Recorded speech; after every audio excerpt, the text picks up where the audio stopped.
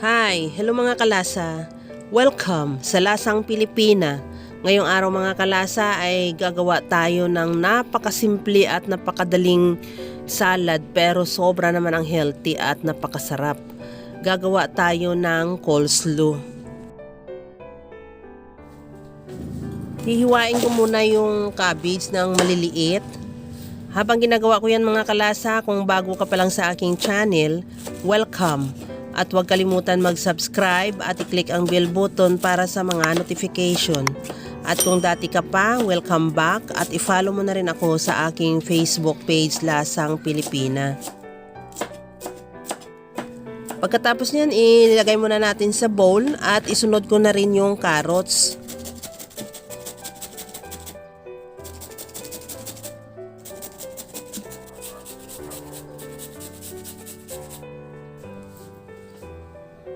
At ganun din, pagkatapos niyan, ilagay na rin natin ulit dun sa bowl na may kasama ng cabbage at gagawa na tayo ng dressing. Sa bowl, maglagay ng mayonnaise.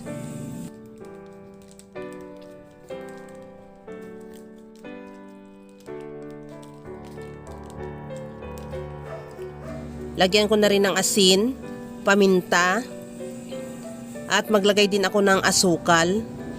Optional, kung ayaw mo ng asukal, pwede din hindi ka maglagay. Pero mas masarap pag may asukal. Para mas lalong masarap, lagyan din natin ng grated cheese. At pigaan ko na yan ng lemon. Kung hindi available sa'yo yung lemon, pwede rin yung calamansi juice. Ihalo lang hanggang sa mag-combine yung lahat nating ingredients. At tikman muna natin yung ating dressing kung okay na at ilagay na rin natin yan doon sa ating gulay.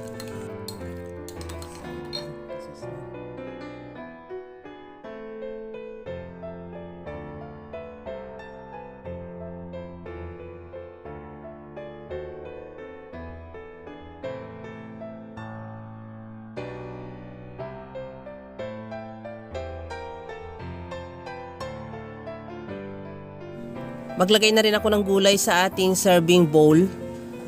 At maglagay na rin ng dressing. It depends sa iyo kung gaano karami ang gusto mo.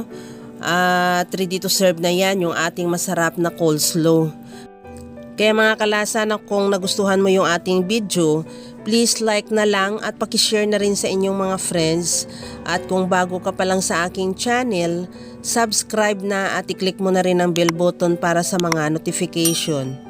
Mas masarap ito mga kalasa yung ating coleslaw pag nilagay mo muna sa ref na mga at least 2 hours bago mo sa isi-serve.